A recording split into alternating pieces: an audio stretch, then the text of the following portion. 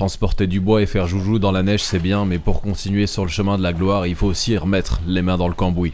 Et puis tant qu'on y est, on ouvrira un ou deux pots de peinture histoire de rafraîchir la carcasse qui gangrène à l'arrière-train de cette impreza, ou plutôt impreza-san.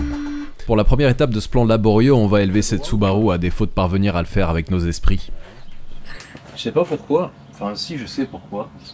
Le bas de caisse de ce côté, le potin du pont a beau être énorme, ça a quand même déformé et du coup la voiture elle a monté un peu de biais.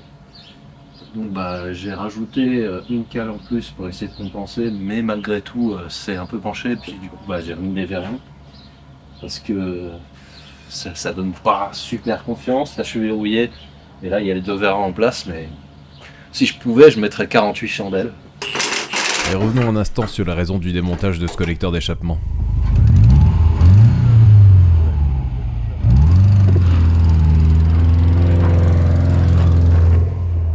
Et oui, l'épisode 3 fut le terrain glissant, théâtre de l'apparition progressive d'une pitoyable bande-son mécanique. Je sais pas comment ça s'est produit, mais il semble que mes joints tout neufs, bah ils soient plus si neufs que ça maintenant. Et c'est là que ça fuyait. Je n'arrive pas à comprendre pourquoi. Je vais bien repenser toutes les portées ici. Je vais essayer de voir si mes anciens joints ils sont pas encore en bonne étape pour être remontés. Et heureusement il l'était. Bon, il semble que le problème soit résolu. Le joint du collecteur à droite est manifestement, ouais c'était ça, il y avait probablement un manque de serrage et ça a cramé le joint neuf. Donc là c'est bon.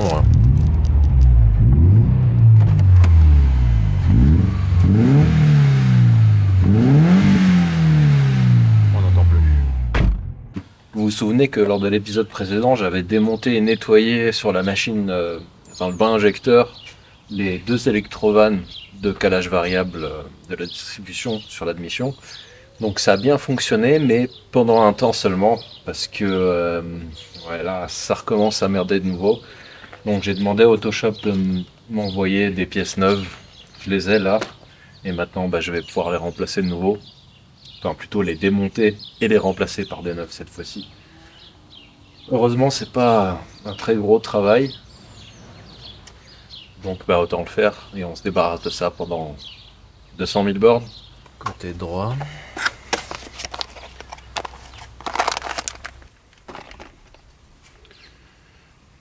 Et bah, puis le côté gauche, hein. C'est pas plus compliqué que ça. Là, vous pourriez vous inquiéter du peu de palpitant de cet épisode au bout d'à peine 3 minutes. Mais vous en faites pas, j'ai vaillamment assuré ma mission consistant à déclencher quelques désastres pour assurer votre divertissement. Puisque celle-ci, a priori, il est encore largement temps de la sauver, on va s'en occuper maintenant. C'est mieux avant qu'il y ait des trous.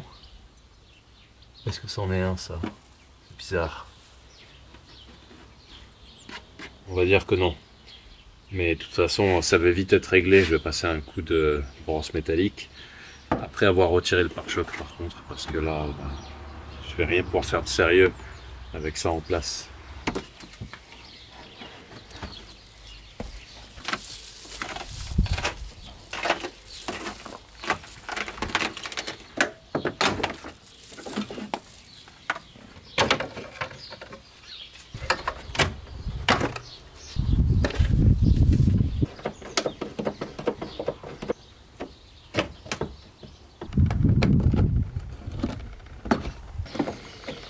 Mais question, fouter des clips à un endroit parfaitement inaccessible.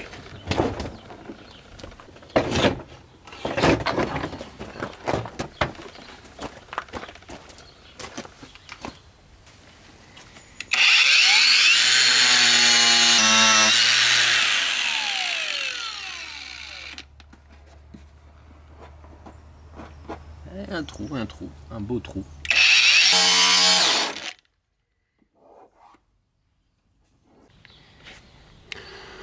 Un trou, un deuxième trou, mais en fait, comme il y a une tôle derrière, je vais voir si j'arriverai pas par hasard à juste boucher ces deux trous, parce que vous avez vu ce qui est au-dessus? Ouais, bah si je pouvais éviter de ressouder, enfin de passer trop de temps chauffer tout ça, prendre le risque que ça puisse flamber, ça m'arrangerait pas mal. Je vais tenter le coup. Et je vais aussi devancer les commentaires habituels. Non, j'ai pas de buse à ma torche. Et non, c'est pas utile dans mon cas puisque je soude comme un gros cochon au fil fourré. Et oui, ce serait plus adapté au MIG et peut-être que j'y viendrai un jour. Mais moi je trouve que ça fait aussi bien le boulot, l'outil simple et pas cher.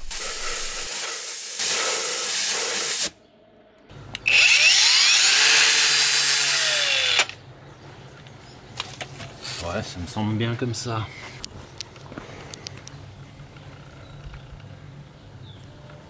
Il n'y a plus de trou, c'est relativement plat.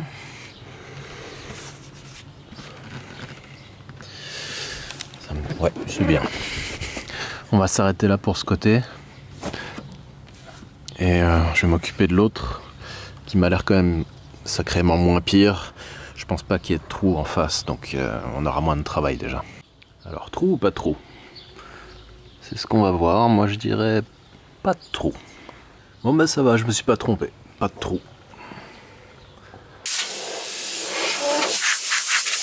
Maintenant que c'est décapé, soudé, ben, il va falloir protéger et traiter avant la peinture. Produit préféré.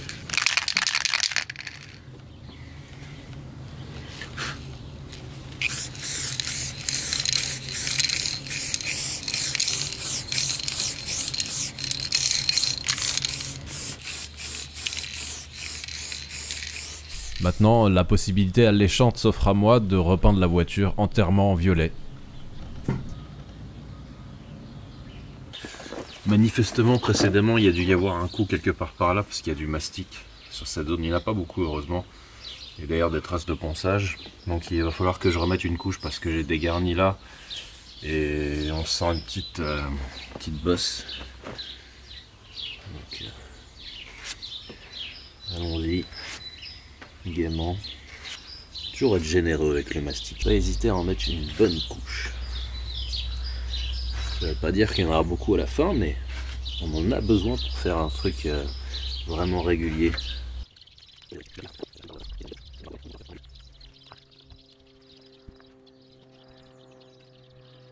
Puis comme j'avais pas de trou dans un mur à reboucher, j'ai dû trouver un autre endroit de la voiture qui avait besoin de mastic. Il reste du mastic, j'allais pas oublier ça.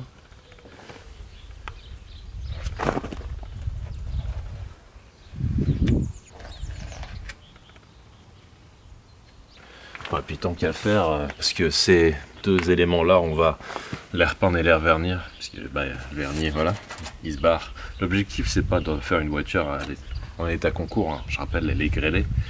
C'est juste de la rendre présentable à une distance raisonnable. Après, la difficulté, c'est de savoir s'arrêter au bon moment, puisque en fait, on peut toujours trop poncer, sauf qu'après, il faut remastiquer. Et en fait, on peut le faire à l'infini si on veut.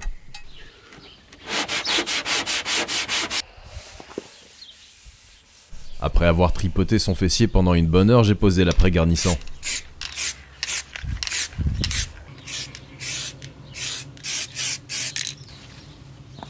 Petite coulure, c'est pas grave. J'aurais bien aimé pas avoir à démonter le panneau de porte pour déposer la poignée et le rétroviseur, mais bon, ça c'est illusoire.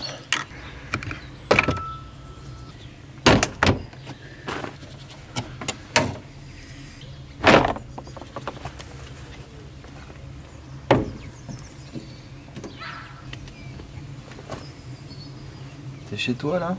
Tu pourrais quand même faire le ménage.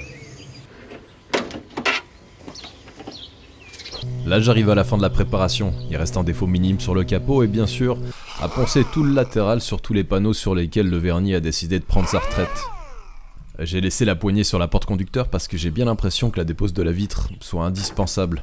À l'arrière, par contre, ma flemme n'en est pas sortie victorieuse. Voilà, on arrive à la fin de la préparation.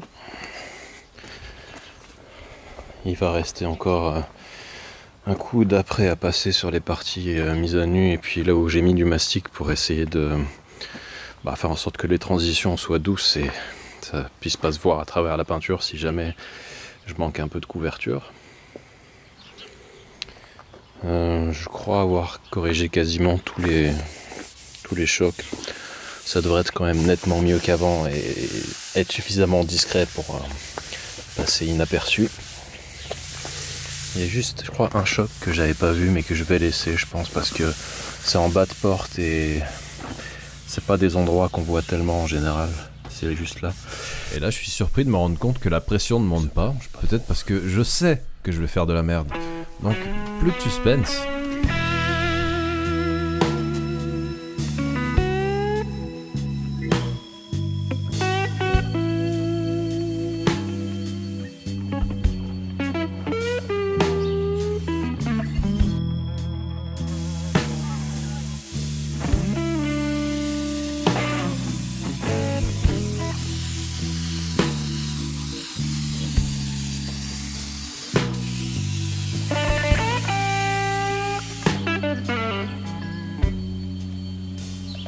Bon, on va prendre les choses de façon rationnelle, même s'il n'y avait pas eu ces coulures, celle-là et celle de l'autre côté, parce que oui, j'en ai fait une aussi de l'autre côté, une magnifique.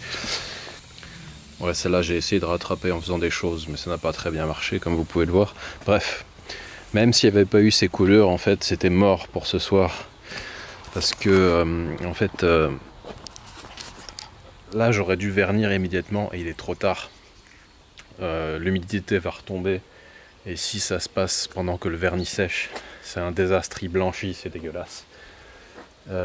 Et en fait, le problème qui va se passer, c'est que, en principe, le vernis, il faut qu'on le pose, je sais pas, quelque chose comme 30-45 minutes après la pose de la base mat. Il faut qu'elle soit bien sèche, mais il faut pas qu'elle soit, enfin, il faut pas que ça date de la veille, quoi. Donc en fait, la prochaine fois, je vais de toute façon devoir repasser un coup de base grise là sur toute la voiture après avoir peut-être reponcé très légèrement et après seulement je pourrai vernir. Sinon le résultat était correct. J'arrive à voir des endroits où manifestement j'ai pas mastiqué comme il fallait ou peut-être que j'ai oublié simplement. Ici il y a un petit enfoncement encore, un petit peu de mastic à travers. Ailleurs c'est correct. Pas trop moche. Je me suis vraiment pressé pour finir la préparation le plus vite possible parce que je voyais qu'il commençait à se faire tard et bah, je me suis fait battre par le temps cette fois-ci. Le capot, la seule chose intelligente à faire, ça aurait été de le déposer et de le peindre intégralement. Mais je voulais vraiment m'essayer au raccord, quoi, avec le produit qui va bien. Et bon, bah, ça sera pas pour aujourd'hui. De toute façon, je crois que j'ai pulvérisé beaucoup trop au bord ici. Bon, ça m'a pris 2 bonnes heures à repréparer la voiture pour cette nouvelle passe de peinture. Et j'espère que cette fois-ci est la bonne parce que voilà, j'aurais bien employé mon temps à autre chose quand même aujourd'hui. Bon, il s'est rien passé de particulier cette fois-ci, le résultat a l'air correct. Je vois pas de marbrure en plus, donc c'est bien. Bientôt pouvoir passer à la case vernis. C'est toujours le moment que je redoute le plus, surtout quand ce que j'ai fait avant me convient. Déjà on va vérifier les proportions. Donc 2 pour 1, dilution 5% maximum. 3 à 5 minutes d'intervalle. Ouais, ça va assez vite. Hein. Un durcisseur rapide. La question c'est combien on va s'en préparer. Allez, 260 g de vernis.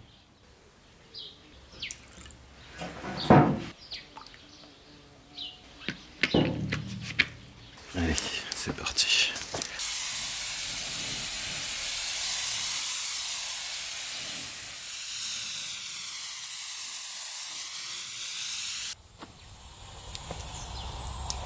J'ai passé tout le vernis que j'avais préparé là déjà. Il me reste l'autre côté que j'ai pas encore fait, donc faut que je me dépêche.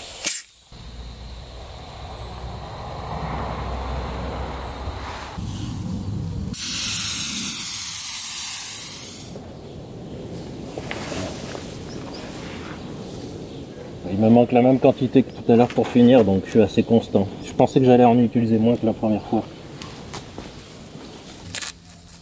Petit raccord.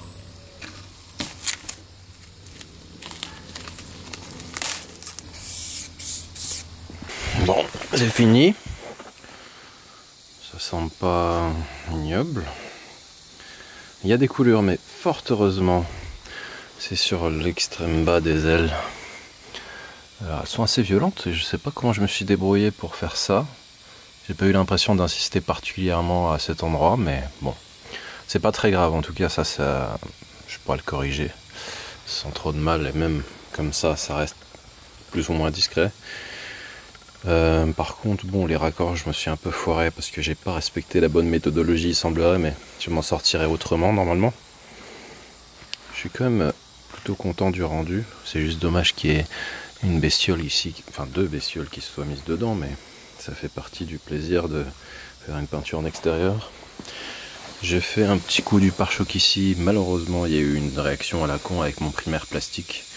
Mais c'est toujours mieux qu'avant où on avait une bonne partie de la peinture qui s'était barrée. Ça aurait fait moche avec la jonction avec l'aile que j'ai refaite côté droit. Le latéral, j'en suis plutôt content, sauf que il y a une méga bestiole qui est venue nager dedans. Et il est encore temps que je l'enlève avant que ça fasse plus de dégâts peut-être. C'est quand même nettement mieux que l'état initial. Je crois que ça c'était un des derniers gros chantiers de la voiture.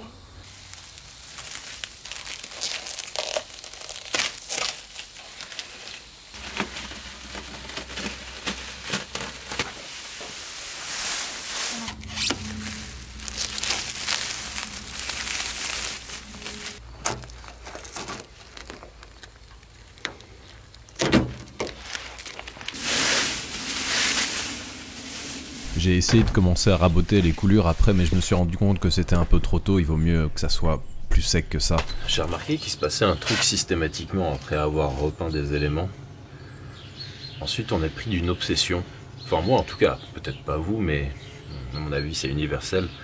Et une fois qu'on a peint ces trucs, peu importe le degré de séchage de ces éléments, on n'a plus qu'une seule chose en tête, les remettre sur la voiture. Il n'y a aucune urgence, hein. Des fois on a même des trucs beaucoup plus urgents à faire, mais ça se finit toujours pareil, on monte les pièces pas tout à fait sèches, à moins que vous ayez déjà travaillé ça psychologiquement et que vous soyez en capacité de vous contrôler. Moi je commence à appréhender un peu comment prendre ça en main, mais c'est pas facile.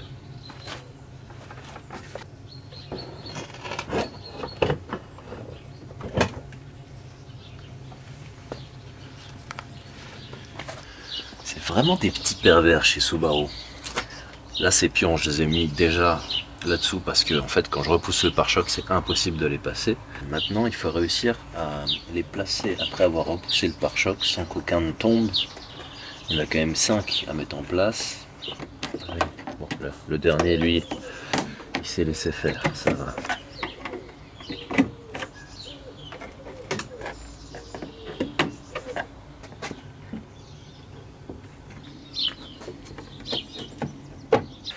Il n'y a pas de couleur, c'est un effet d'optique. Mais regardez comme il est malin.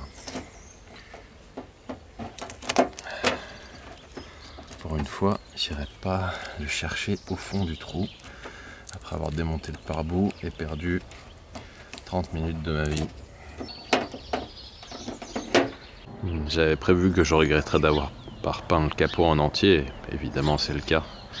Mais on n'en a pas fini. Là, il faut encore que j'essaye de lustrer le raccord. Mais pour le reste, oui, ça fait quand même une petite différence esthétiquement, non? En même temps, vu la tronche du capot au départ, c'est pas difficile de faire mieux. Là, chez Coleris, ils m'ont fait du bon boulot. Fait chier ce pare-choc, on dirait juste qu'il y a de la poussière et qu'une main est passée. Mais en fait non, c'est un problème que j'ai eu avec le primaire. Et puis il était trop tard, il fallait absolument que je passe la peinture. Tant pis. Et puis pour ce qui est des ailes, je crois qu'on est reparti pour quelques années. Hein. Et maintenant je vais essayer de régler les problèmes subsistants, comme le raccord à l'arrière droit.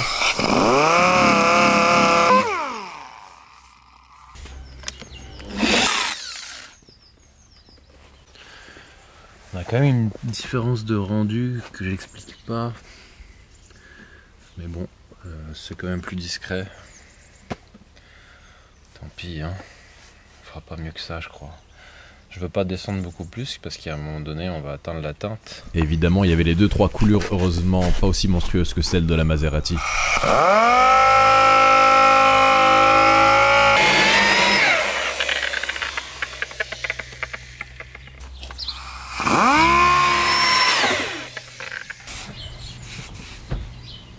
On en est au stade du il faut savoir s'arrêter à temps. Maintenant, on va s'occuper du capot, mais je suis navré de vous dire que ce que je suis en train de faire là, ça va être plutôt réussi, mais totalement inutile au final.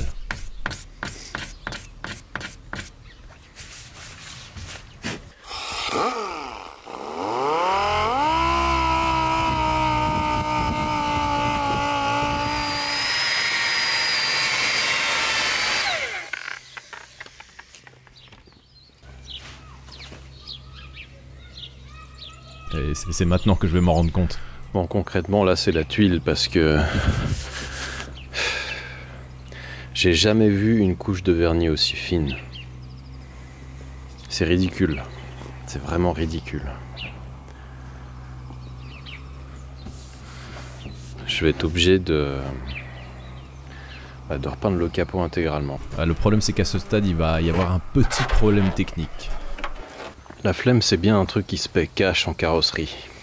Le fait que j'avais pas suffisamment pensé à la délimitation précédente, donc, bah voilà, ça se voit. Le fait que précédemment, j'avais pas voulu repeindre l'entièreté du capot parce que soi-disant, je voulais essayer de faire un raccord avec le produit qui va bien, mais ça aussi c'était un peu ambitieux puisque je l'avais jamais fait auparavant. Et surtout la technique de masquage, je la maîtrise pas encore bien. Si je m'étais sorti les doigts et que j'avais verni le capot entièrement dès la première fois, j'aurais pu éviter tout ça. Il faudra que j'enlève le moucheron qui est là aussi. Ça là, en fait, je me suis dit mais d'où vient cette flotte? Ça vient du masque. Enfin, la condensation, quelquefois, ça en fait tellement qu'il y a une goutte qui tombe. Ben voilà, c'est tombé sur le capot. Dommage. Sinon le tendu me paraît correct. Je trouve que c'est bien.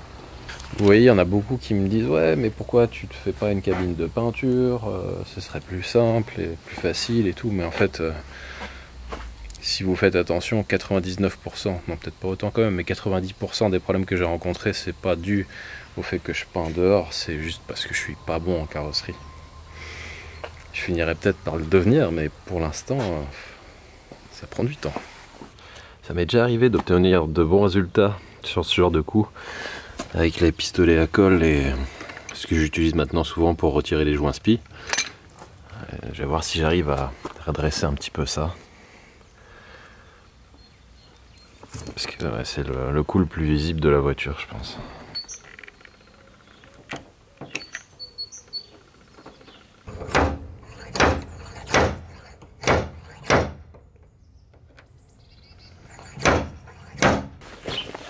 Bon, c'est pas parfait, mais c'est quand même plus discret, je crois. Je regarderai moi-même les images avant et après. Il y a un progrès, hein. C'est indéniable, c'est mieux. J'ai aussi envie de tester sur ça pour voir les plus gros coups de grêlon. Il y a peut-être moyen de les atténuer. Je crois que ça marche, mais le problème c'est qu'il reste toujours la petite pointe de l'enfoncement. Et pour la retirer, il faudrait accéder par dessous, donc dégarnir le ciel de toit. Comme il tient très bien en place sur cette voiture et qu'il est en parfait état, on va le laisser tranquille. Maintenant que l'extérieur est présentable, on va prendre quelques minutes pour décrasser l'intérieur. Et il le mérite, c'est pas non plus une voiture de chantier BTP, mais on pourrait imaginer un punk à chien vivre là-dedans. Enfin, un punk à chien sans chien, parce qu'il n'y a pas de poils. Bon, évidemment, j'ai attendu d'avoir fait l'autre côté qui était le plus parlant pour vous montrer ça, mais l'arme ultime pour nettoyer les moquettes, en fait. Surtout quand c'est du bas de gamme comme celle-là, c'est super chiant à nettoyer. Et en fait, avec ça, c'est nettement plus facile. Et grâce à ça, je pensais que ça allait être un chantier de plusieurs heures, mais en 30 minutes, c'était plié.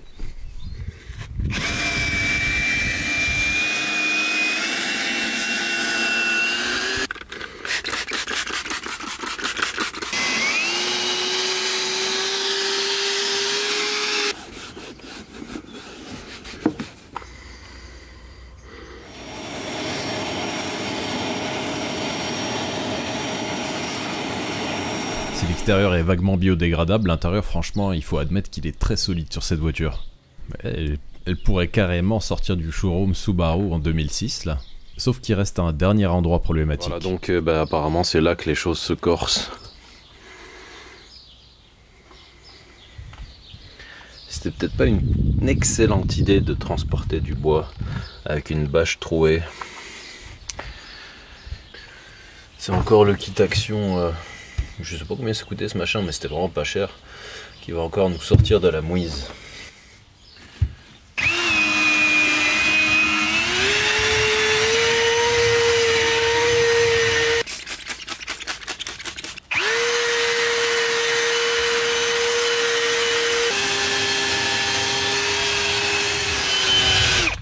C'est bien, j'ai pas besoin de vous montrer où est la partie dont je viens de m'occuper, a priori c'est assez flagrant comme ça.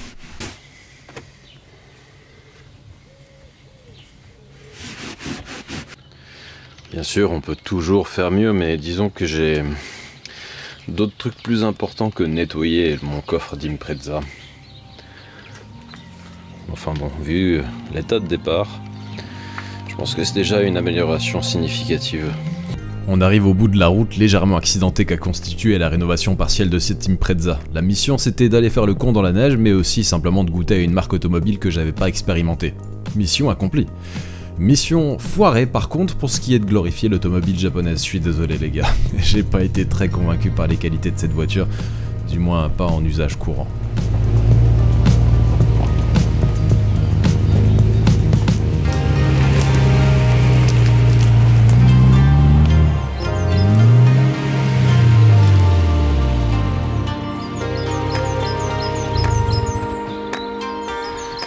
C'est de nouveau dans le domaine forestier que va se terminer cette vidéo et cette série.